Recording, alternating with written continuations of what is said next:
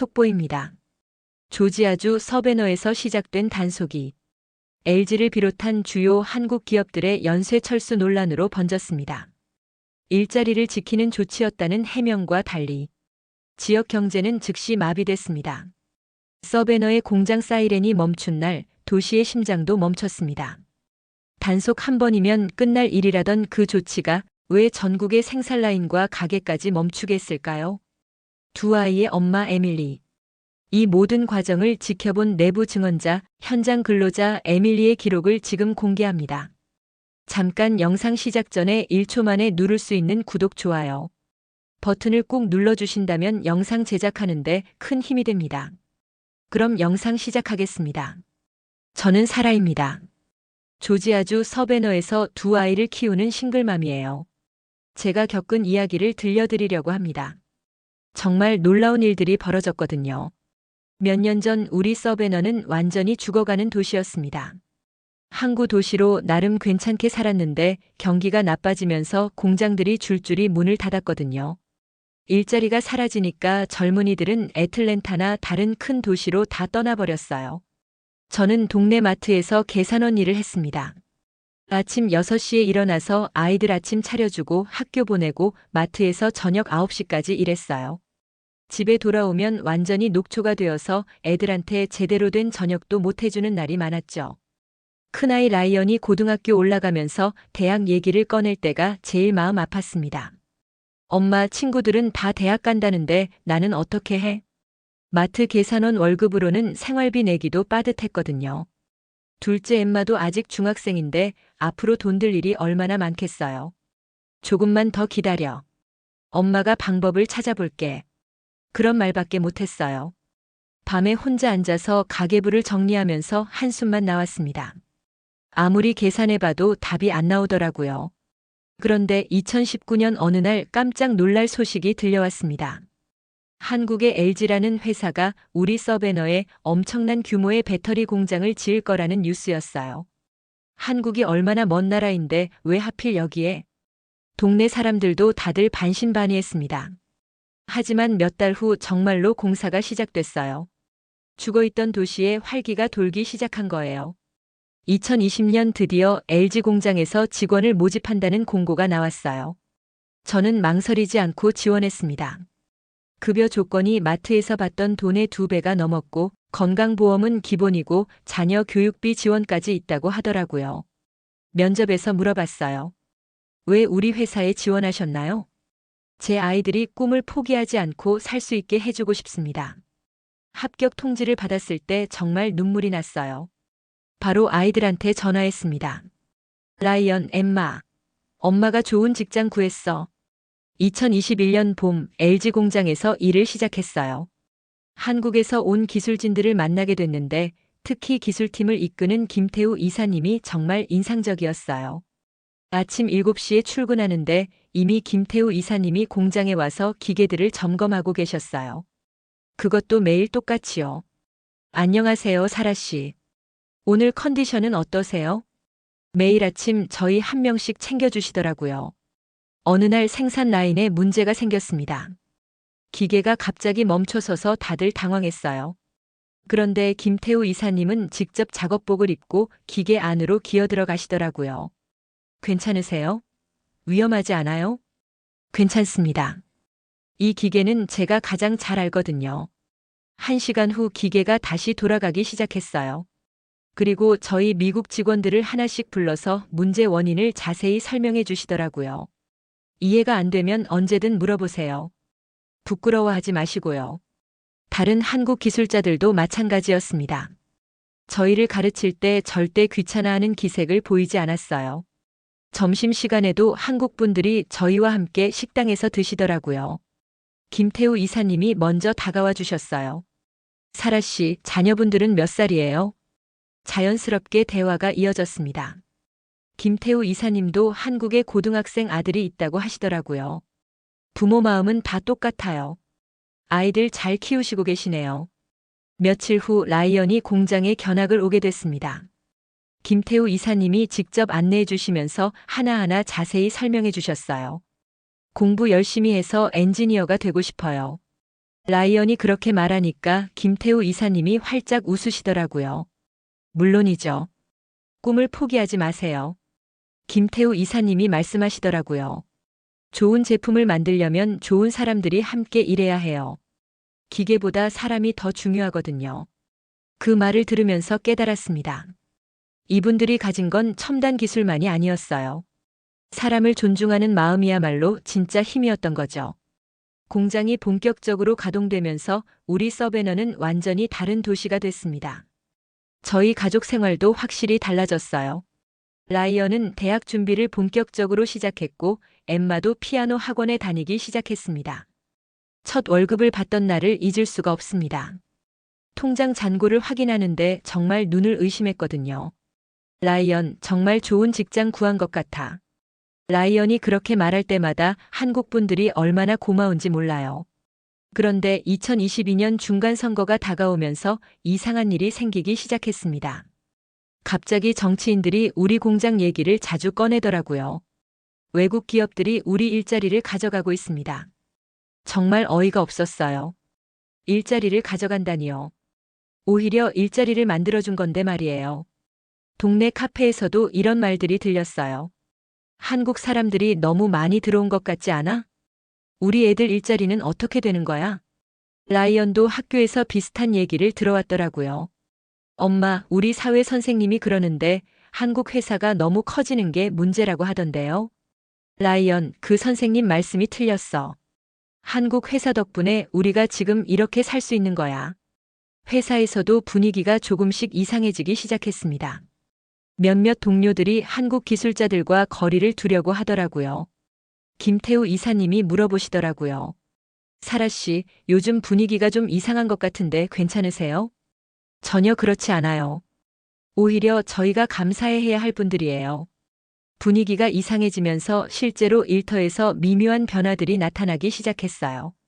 어느 날 점심시간에 평소처럼 김태우 이사님과 함께 앉으려고 했는데 마이크가 제 팔을 잡더라고요.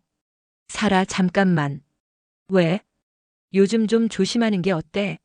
사람들이 이상하게 생각할 수도 있어. 뭘 이상하게 생각한다는 거야?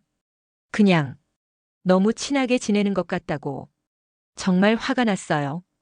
동료들과 친하게 지내는 게 뭐가 문제인지 이해가 안 됐거든요.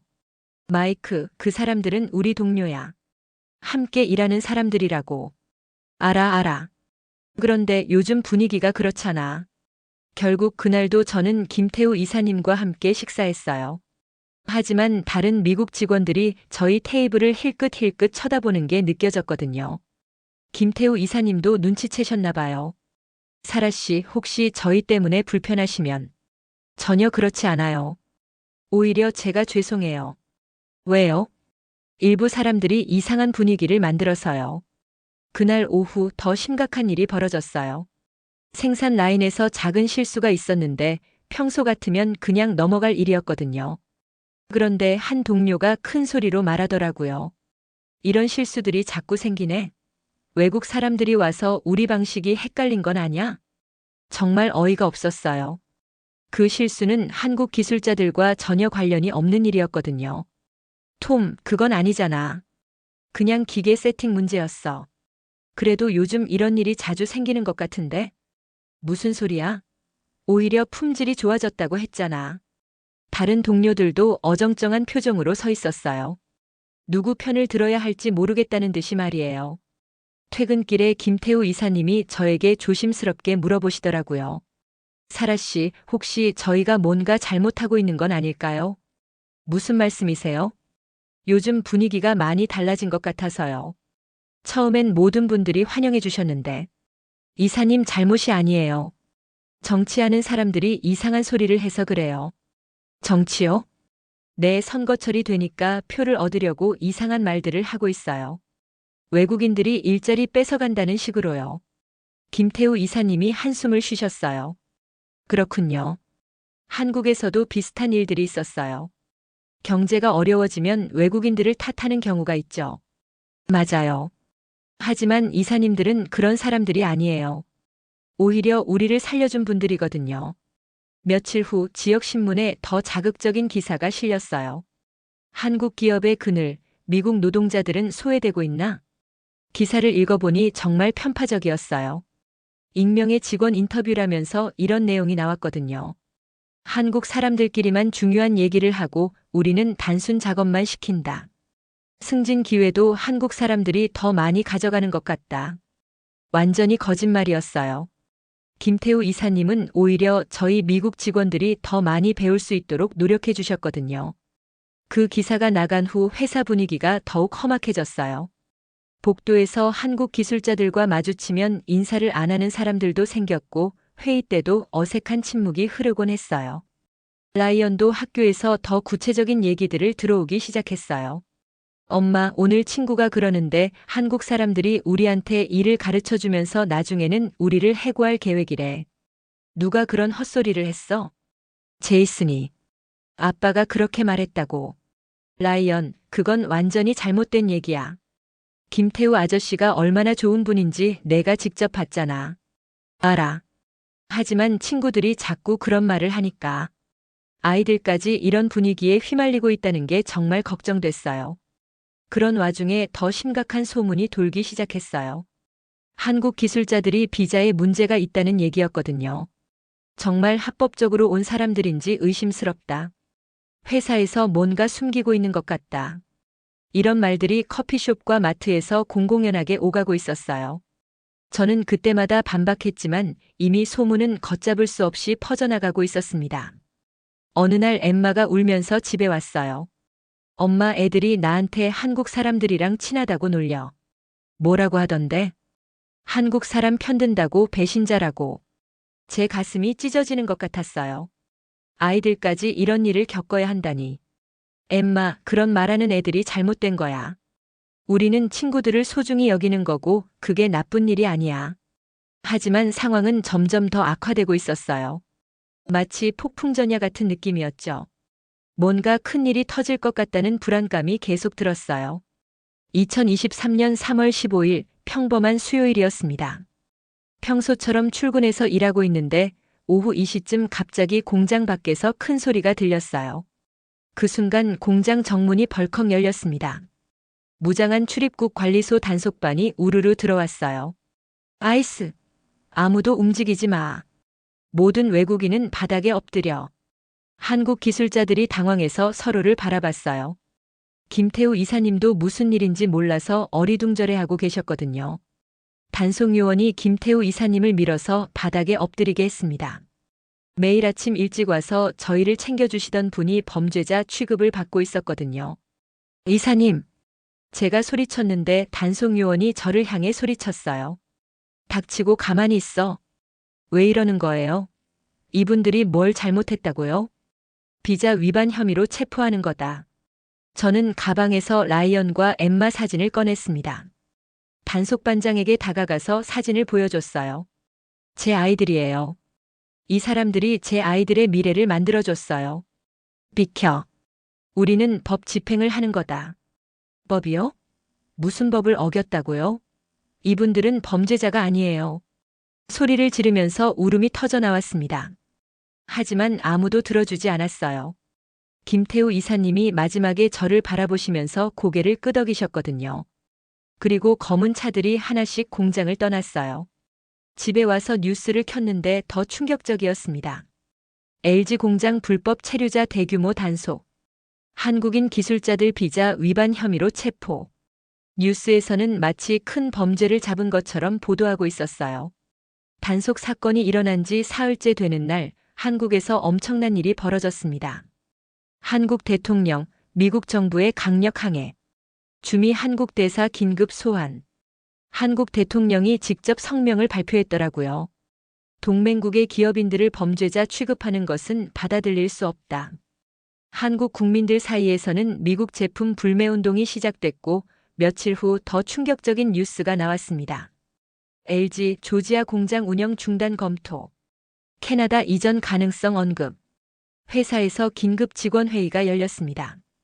본사에서 공장 운영을 당분간 중단하라는 지시가 왔어요.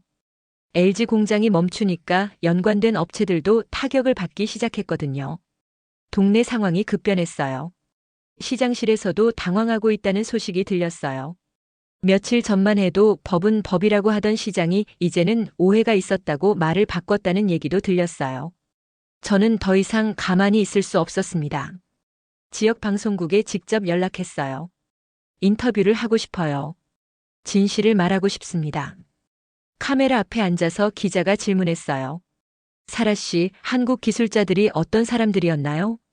김태우 이사님은 매일 아침 7시 전에 출근해서 저희를 챙겨주셨어요.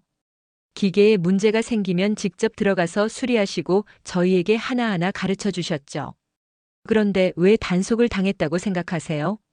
정치적인 목적이라고 생각해요. 그분들은 범죄자가 아니에요. 오히려 우리를 구한 영웅들이거든요. 구체적으로 어떤 도움을 받으셨나요? 제가 싱글맘인데 마트 계산원으로는 아이들 대학 보낼 엄두도 못 냈어요. 그런데 LG 덕분에 안정된 일자리를 얻었고 큰아이가 내년에 대학에 갈 수 있게 됐습니다. 목이 메어서 잠시 말을 멈춰야 했어요. 그분들이 제 아이들의 미래를 만들어줬는데 범죄자 취급을 받는 걸 보고 정말 분노했어요. 방송이 나간 후 반응이 엄청났어요. 며칠 후 정말 뜻밖의 연락이 왔습니다. 한국 방송사에서 저를 한국으로 초청하고 싶다는 거였어요. 2023년 4월 중순 생애 처음으로 한국에 갔습니다. 서울에서 김태우 이사님과의 만남이 성사됐어요. 이사님을 보는 순간 눈물이 터져 나왔습니다. 이사님, 사라 씨 정말 고생 많으셨어요. 이사님이 무사하시니까 정말 다행이에요. 방송 녹화 전에 개인적으로 대화할 시간이 있었어요. 이사님, 그날 정말 무서우셨죠? 솔직히 무슨 일인지 몰라서 당황스러웠어요. 우리가 뭘 잘못했나 계속 생각해 봤거든요. 아무것도 잘못하지 않으셨어요. 방송 인터뷰에서 김태우 이사님이 말씀하셨어요. 사라 씨의 용기 덕분에 진실이 알려진 것 같아요. 정말 고마워요. 저야말로 고마워요.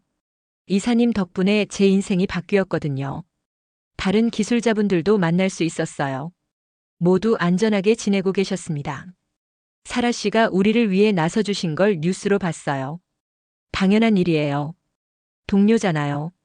한국에서 돌아온 후 상황이 급변하기 시작했습니다. 워싱턴에서 놀라운 소식이 들려왔어요. 대통령, LG 사건 관련 공식 사과. 출입국 관리소장 경질. 대통령이 직접 성명을 발표했습니다. 동맹국의 합법적인 기업 활동을 방해한 것에 대해 깊이 사과한다. 그리고 며칠 후 더 기쁜 소식이 들려왔습니다. LG 조지아 공장 운영 재개. 한국 기술진 복귀 확정. 일주일 후 김태우 이사님이 정말 돌아왔습니다. 모든 직원들이 박수로 맞이했어요. 이사님, 제가 달려가서 인사했더니 김태우 이사님이 환하게 웃으셨어요. 사라 씨, 다시 만나 뵈니 정말 기쁘네요. 첫날 점심시간에 김태우 이사님이 말씀하셨어요. 이번 일로 많은 걸 배웠어요. 사라 씨 같은 분들이 있어서 우리가 여기 있을 수 있구나. 서로 도우며 사는 게 진짜 동료죠. 몇 주 후 한미문화교류재단에서 연락이 왔어요. 사라 씨, 저희 재단에서 일해보시지 않겠어요? 한국과 미국 사이의 상호 이해를 돕는 프로그램을 운영하는 일이에요. 고민 끝에 새로운 도전을 해보기로 결정했습니다. 김태우 이사님이 격려해 주셨어요. 사라 씨가 더 큰 일을 하실 때가 됐네요. 새로운 일을 시작하면서 정말 보람을 느꼈습니다. 라이언도 대학에 합격했고 엠마도 한국어를 배우고 싶다고 했어요. 몇 달 후 김태우 이사님이 특별한 선물을 주셨습니다. LG에서 만든 배터리셀 모형이었어요. 이 작은 배터리가 전기차를 움직이듯이 사라 씨의 용기가 많은 사람들을 움직였거든요. 어느 날 저녁 아이들과 함께 공장이 보이는 언덕에 올라갔습니다. 엠마가 물어봤어요. 엄마, 이 모든 일이 정말 일어난 거야? 그래, 정말 일어난 일이야. 라이언이 말했어요. 엄마가 영웅 같았어. 영웅은 아니야. 그냥 옳다고 생각하는 일을 한 것뿐이야. 사람도 마찬가지야. 존중하는 마음이라는 작은 에너지가 세상을 크게 바꿀 수 있거든. 엠마가 눈을 반짝이며 말했어요. 그럼 존중이 진짜 에너지야? 맞아. 존중은 미래를 움직이는 진짜 에너지야. 이 모든 일들이 저에게 큰 교훈을 줬어요. 김태우 이사님 같은 분들이 가진 진짜 힘은 첨단 기술이 아니었어요. 사람을 존중하는 마음이었죠. 그리고 그 마음이 저희 도시와 저희 가족의 미래를 만들어준 거였습니다. 존중 없는 리더십은 결국 미래가 없다는 걸 이번 일로 확실히 배웠어요. 앞으로도 이 교훈을 잊지 않고 살아가겠습니다. 오늘의 사연은 여기까지입니다. 지금까지 감동의 풀이었습니다. 오늘도 우리 구독자님들의 하루가 따뜻한 웃음과 행복으로 가득하시길 진심으로 기원합니다. 감사합니다.